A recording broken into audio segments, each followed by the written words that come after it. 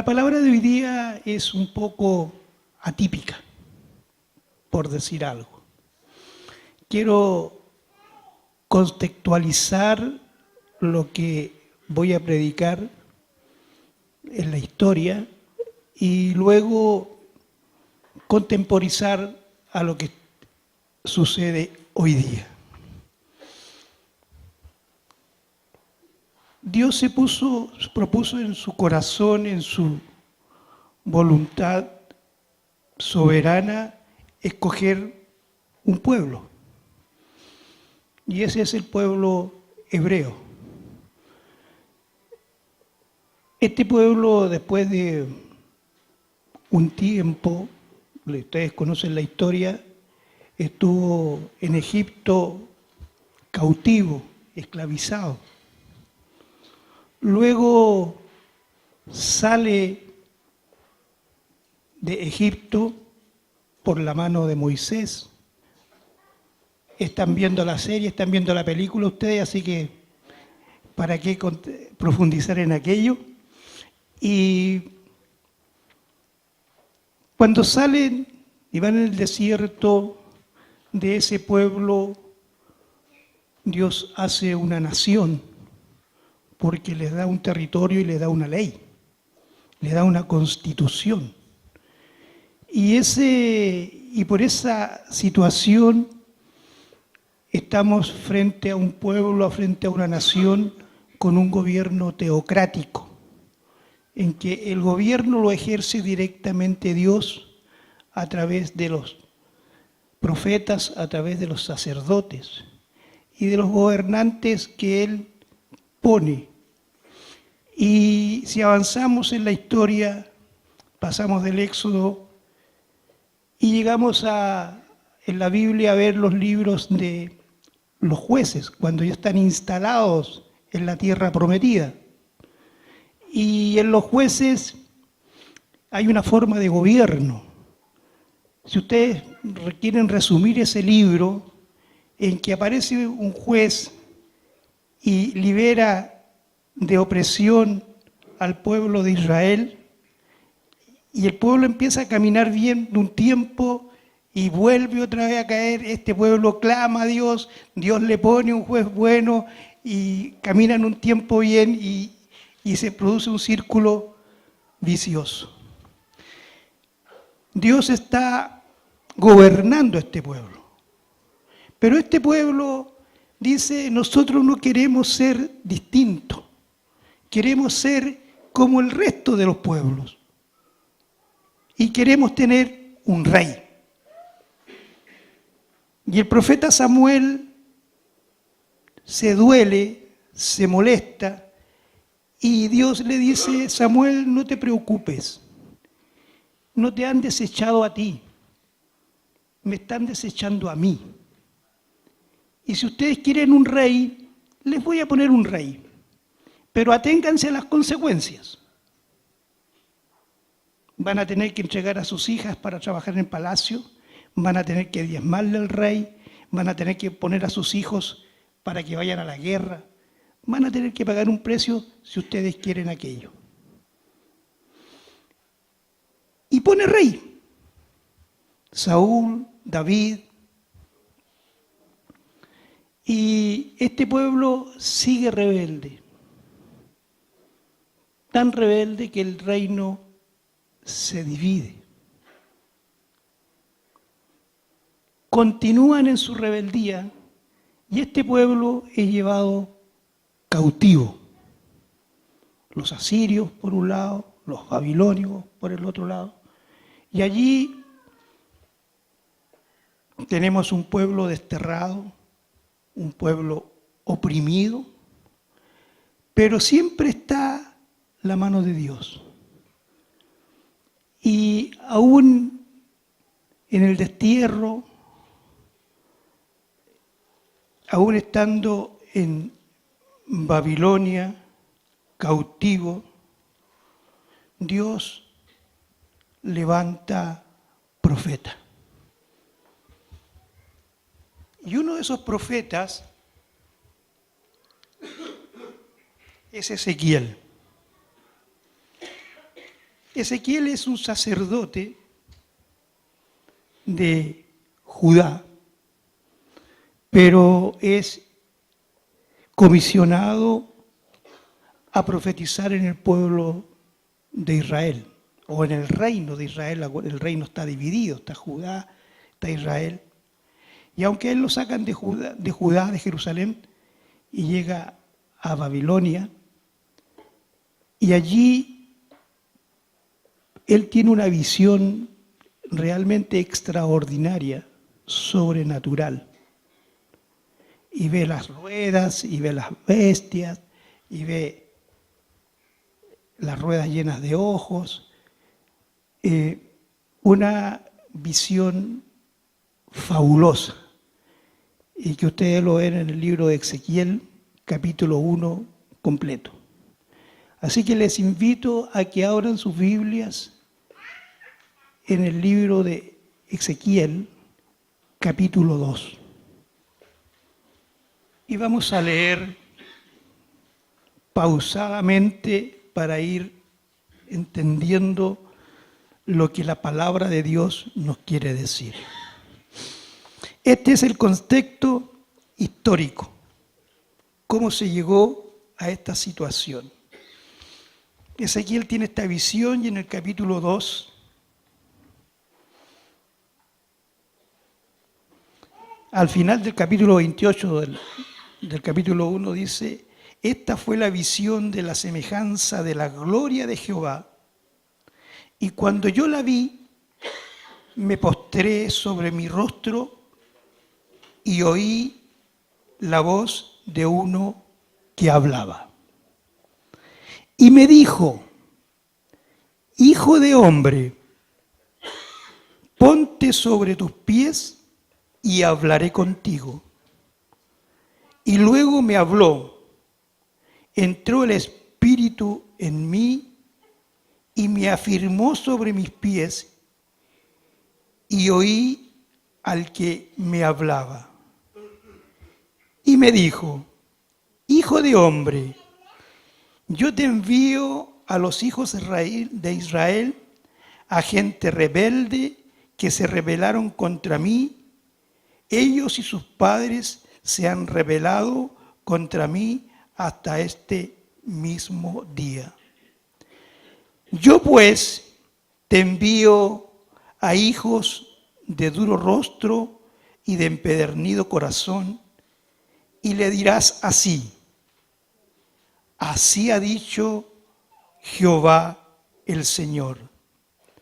¿Acaso ellos no te escuchen? Pero si no te escucharen, porque son una casa rebelde, siempre conocerán que hubo profeta entre ellos.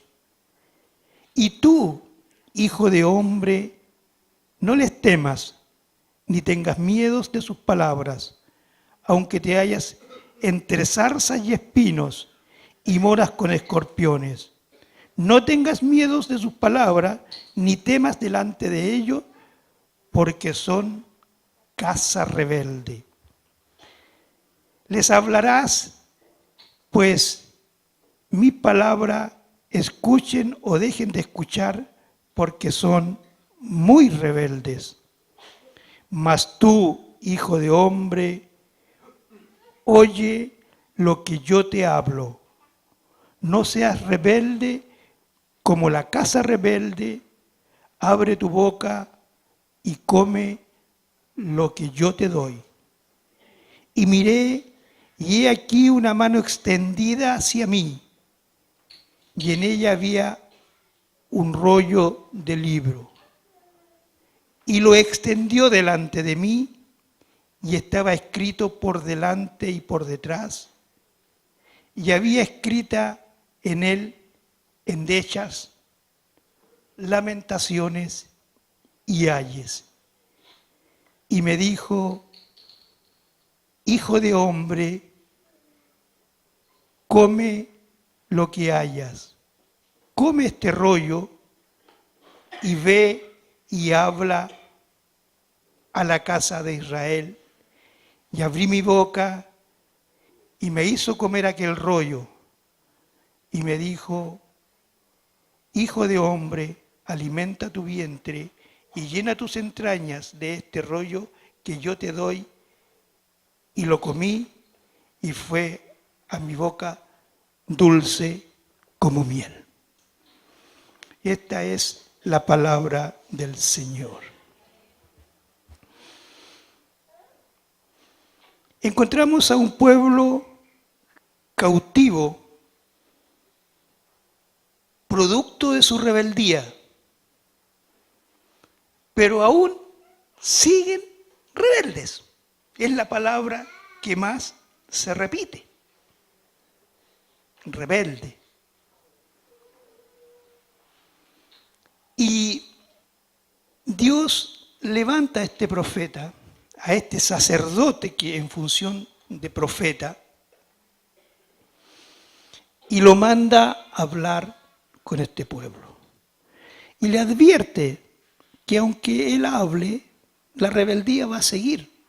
Pero aunque no le escuchen, siga hablando para que luego entiendan de que a pesar de todo, en ese pueblo hubo profeta que les habló la palabra de Dios.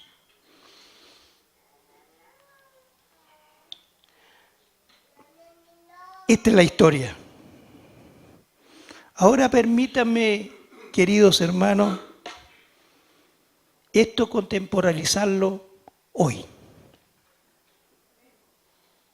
¿Qué pasa hoy?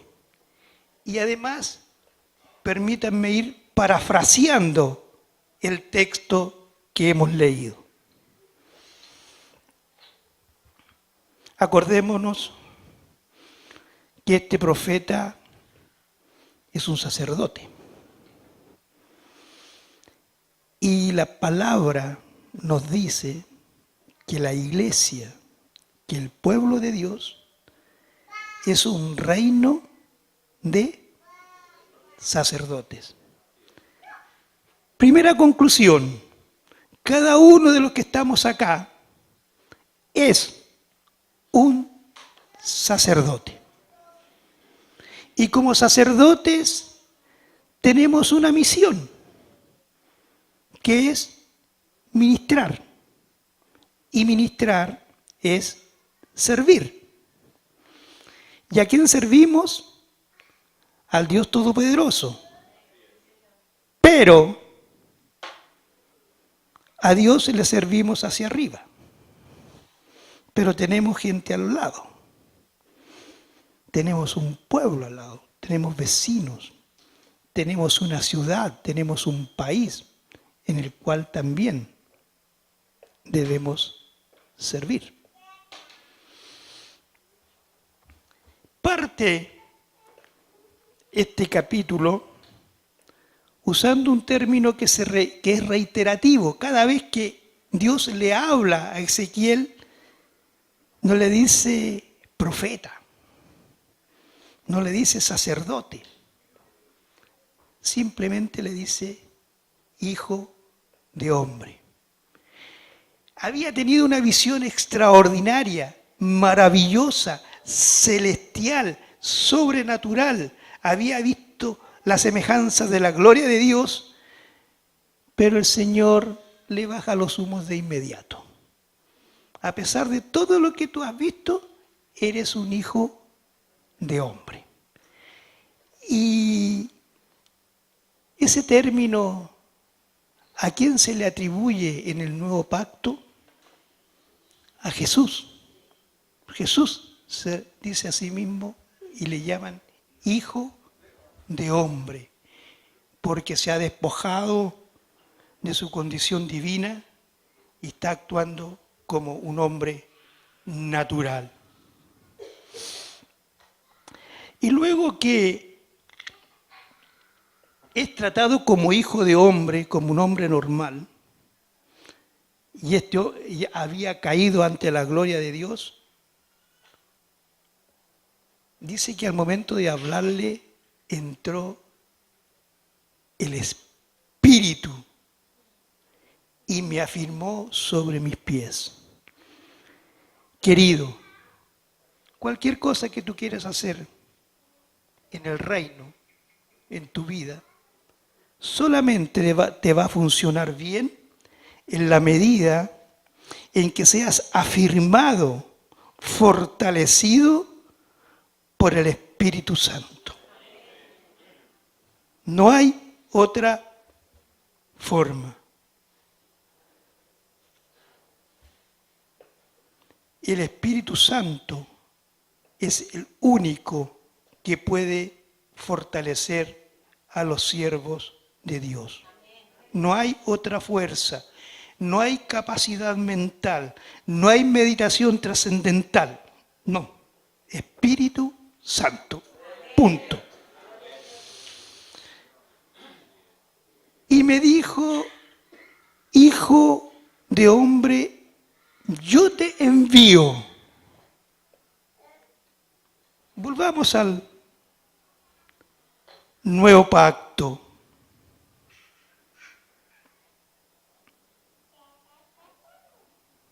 Yo te envío.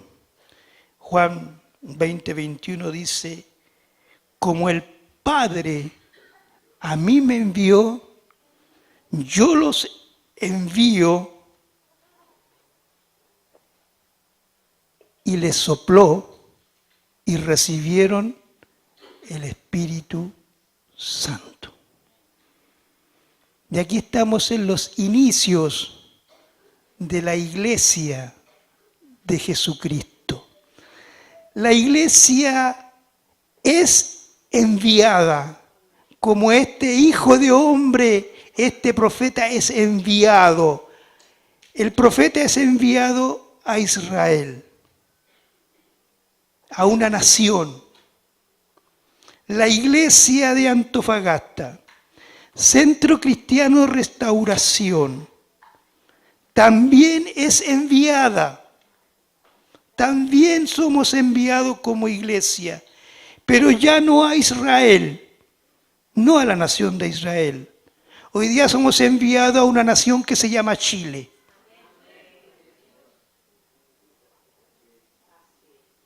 Hoy somos enviados a una nación que se llama Chile. Y así como en Israel era una nación, un pueblo rebelde, no nos cabe ninguna duda que hoy día en este país estamos en presencia de un país de gente rebelde.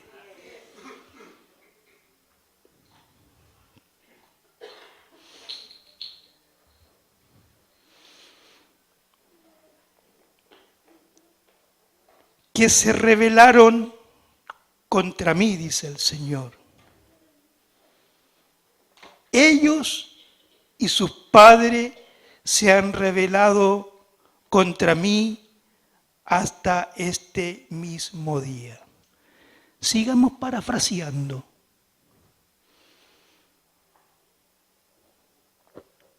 Yo te envío a los hijos de Chile, gentes rebeldes que se rebelaron contra mí, ellos y sus gobernantes. Cambien la palabra padre por gobernantes. Yo pues te envío a hijos de duro rostro y de empedernido corazón.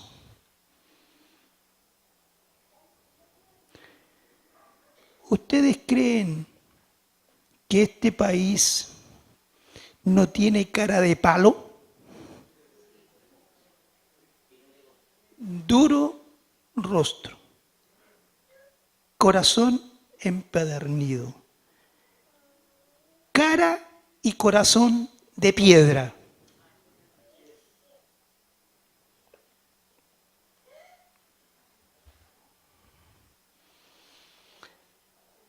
¿Acaso ellos no escuchen? Vamos a ir a llevar la buena nueva de Dios. Pero tengamos claro que muchos no escucharán. Muchos no escucharán.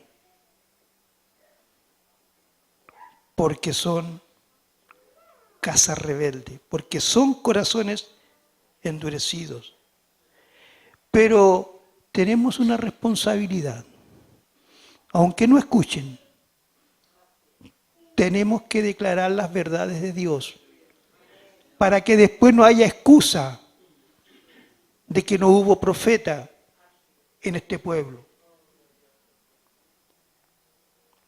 Para que no haya excusa de que no hubo una iglesia profética declarando las verdades de Dios en este país. Iglesia,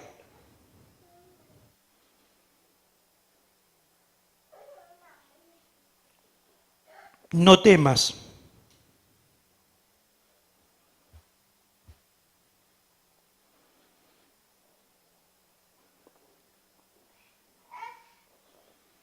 Iglesia, no tengamos miedo.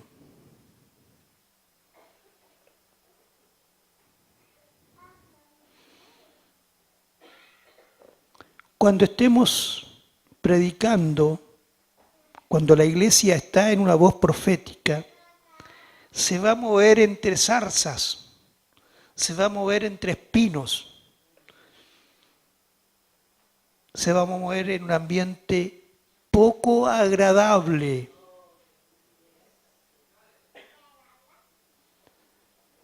Porque la iglesia mora entre escorpiones. Hoy día, ¿cuántos miles solo pretenden destruir la iglesia del Señor? Escorpiones que quieren causar daño a la iglesia y más que daño, destruirla.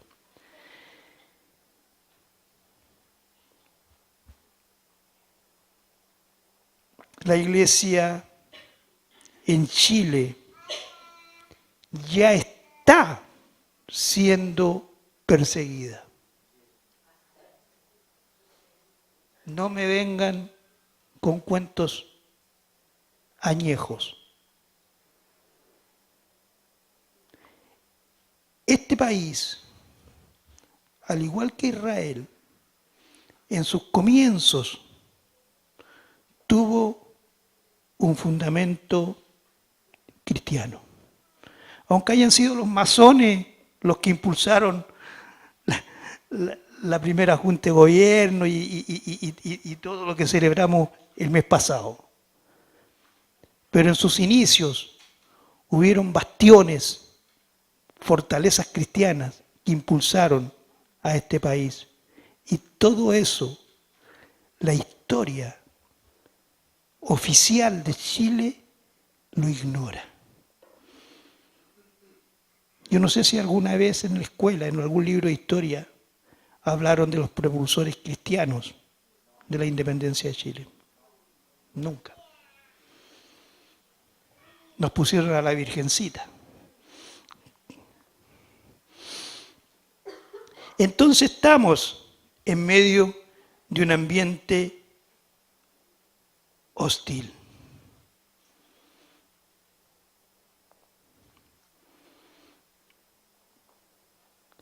La iglesia decía que está siendo perseguida. Si ustedes se detienen un tiempo a escuchar noticias y escuchan al señor Jiménez, ¿ya? Escuchan a la señora Pascual, la ministra de la Mujer. Si escuchan al senador Rossi,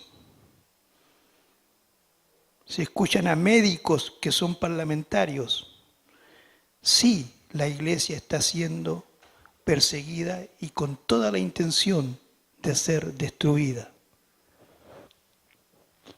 Iglesia, quédense en el púlpito, leyendo la Biblia, no importa que no la entiendan, pero canten tranquilo ahí nomás, no se metan en otras cosas.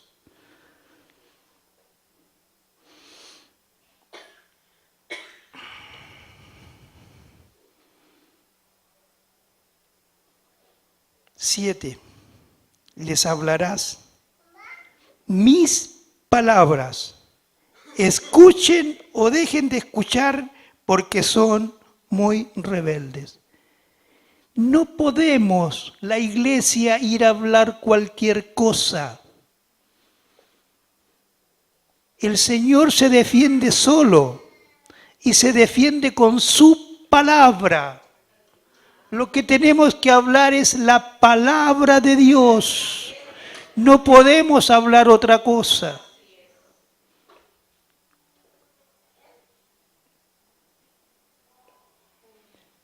Mas tú, hijo de hombre, oye lo que yo te hablo. No seas rebelde como la casa rebelde. Abre tu boca, come lo que yo te doy. Parafraseemos. Mas tú, hijo de hombre, discierne. Oye lo que yo te hablo, discierne. Porque muchos vendrán en mi nombre, dice la palabra. Muchos vendrán en mi nombre, pero no son míos. Por lo tanto, toda palabra que se supone viene de Dios, porque se dice de un púlpito o de una cátedra, debemos discernirla. Oye lo que yo te hablo.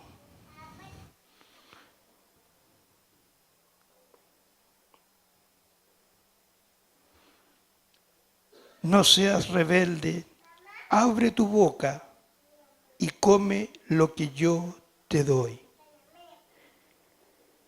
No seas rebelde, abre tu boca y aprópiate del mensaje hasta que tú seas una misma cosa con el mensaje de Dios. Eso significa comer la palabra de Dios. Que el mensaje que Dios te está entregando sea tuyo, se internalice, se coma, se discierna, se guste, se paladee y se haga uno con tu organismo. No se trata que te vayas a comer el rollo o el papel en que está escrita la palabra.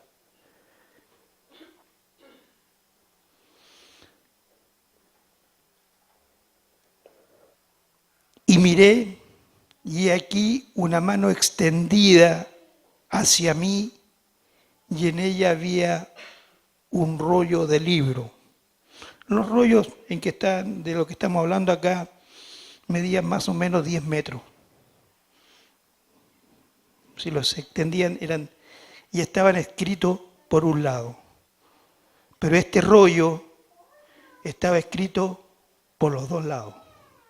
Era bastante lo que tenía que decirle el Señor, que ya no cabía en un lado del pergamino, sino que se fue escrito por los dos lados. Y este rollo, y lo extendió, lo desenrolló delante de mí, y estaba escrito por delante y por detrás, y había escrito en él, ¿qué es lo que estaba escrito? Endechas, lamentaciones y ayes. Endechas es gemidos. De eso estaba lleno este pergamino, este rollo, de gemidos, de lamentaciones, de ayes. La pregunta, amados, es: ¿ha de sufrir Chile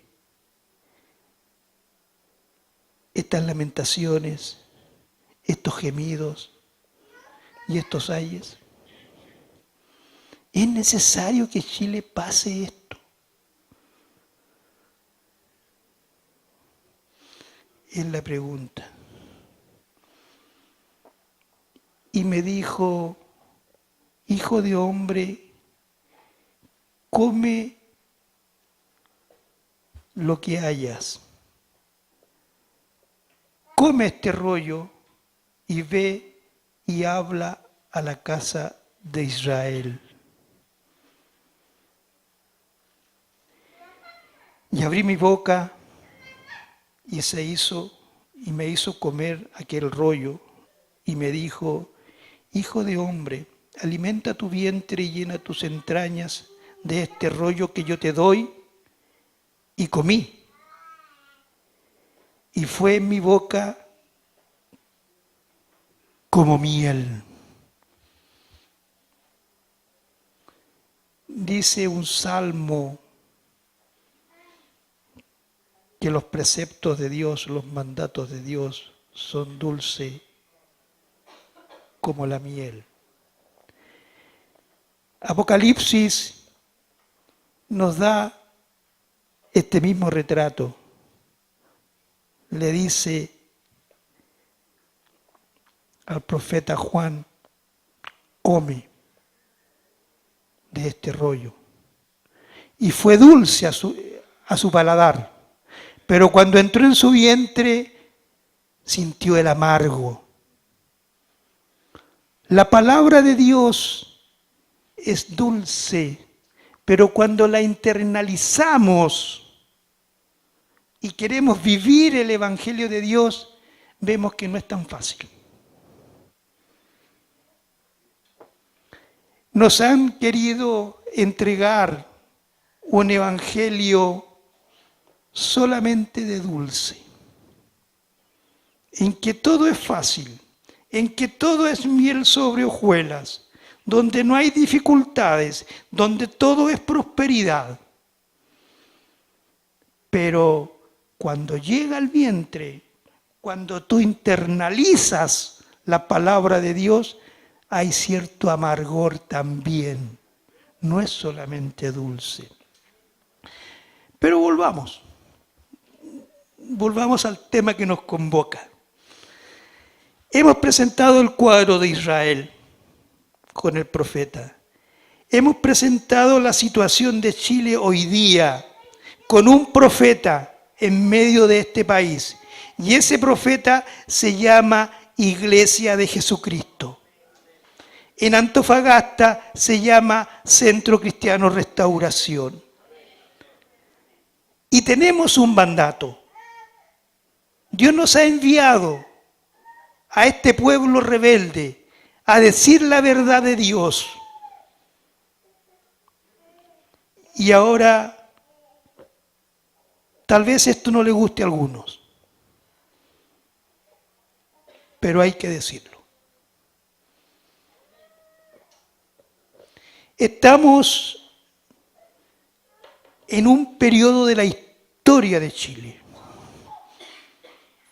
donde se están viendo cosas que yo creo que hace 15, 20 años atrás no las imaginábamos.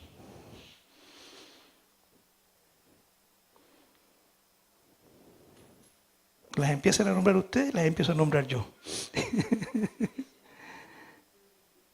Matrimonio igualitario, nombre bonito, igualdad para todos, pero no es eso. Es decir, matrimonio entre homosexuales.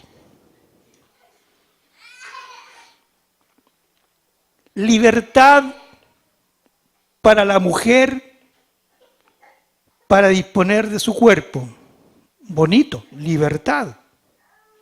No, se llama aborto, se llama crimen.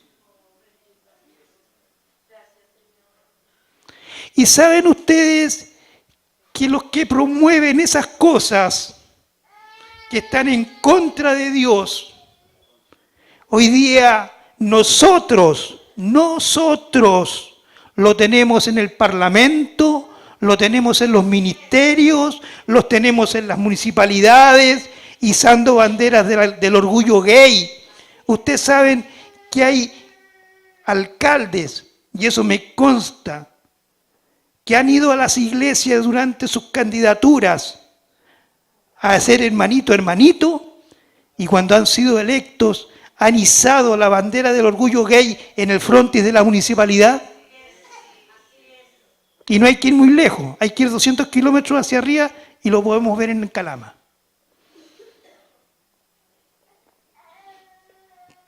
Amados, ante esa situación hoy día estamos frente a un periodo eleccionario en este mes y en el próximo año. Y la iglesia tiene algo que decir. No nos podemos quedar callados. Y no basta con decirlo acá dentro de este templo. Tenemos que ir a decirlo afuera, allá donde están los que eligen. Y nosotros ejercer un derecho, un deber, más que un derecho, un deber ciudadano con discernimiento. En un par de semanas más se eligen alcaldes y concejales. Y yo he escuchado en la radio a candidatos, en radios cristianas, hablándonos de hermanitos, hermanitos y hermanitos. Y en cada elección que ha habido, estos mismos personajes han repetido lo mismo. Hermanito, hermanito, hermanito. Es fácil copiar el lenguaje cristiano, pero nos quedamos en eso solamente.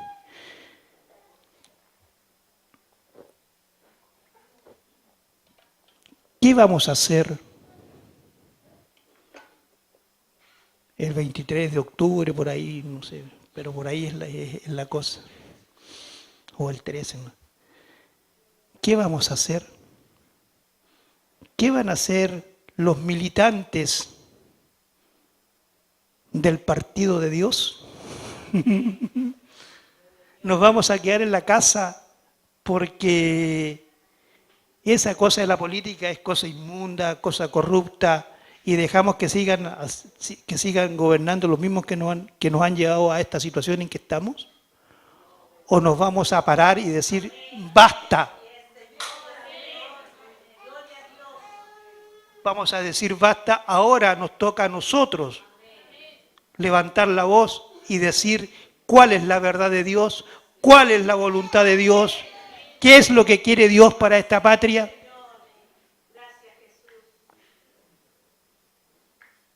Hermanos,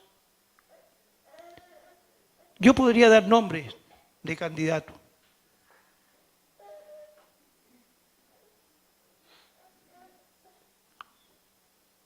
Y me voy a atrever a dar uno. Porque es lo que conozco. Han habido elecciones anteriores en que se han presentado candidatos cristianos y han sacado el voto de él y de su familia y de nadie más. La iglesia absolutamente ausente. Pero hoy día, por lo menos, sé que hay una candidata de quien yo puedo dar testimonio. Y que es una hermana que por años ha servido al Señor.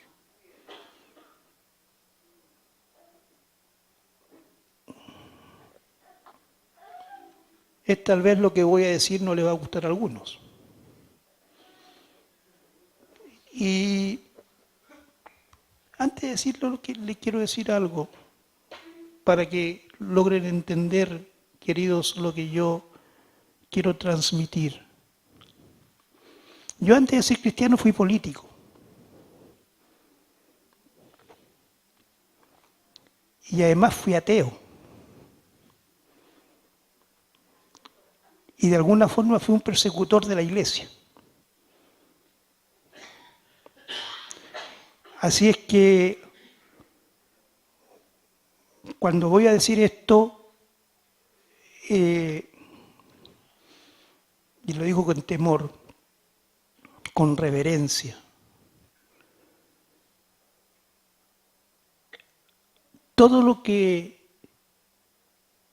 el Señor me ha puesto en mi corazón de decir hoy día está en absoluta contraposición a lo que yo hace algunos años atrás quería. Quería y creía, y defendía y luchaba por ello. Así es que creo que el Señor me está usando justamente por eso. Y yo les invito, hermano, a que revisen el testimonio, la vida de la hermana Minerva Vélez.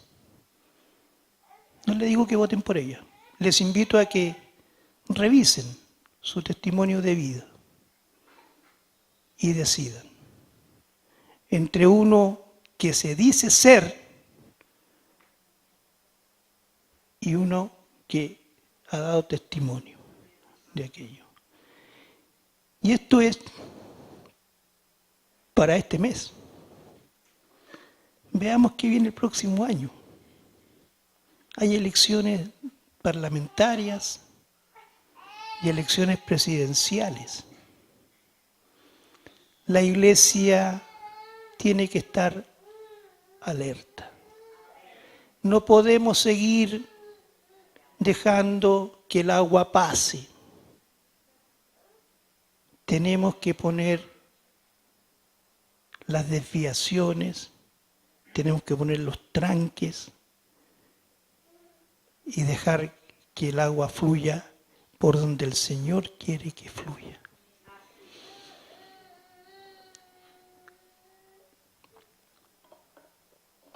La Iglesia, a la Iglesia, queridos hermanos, no se le mide por la respuesta que tenga del mundo o la respuesta que tenga de este país. El éxito de la Iglesia no se mide por eso, amados. El éxito de la Iglesia se mide por la obediencia al mandato recibido por el Señor. El Señor nos bendice.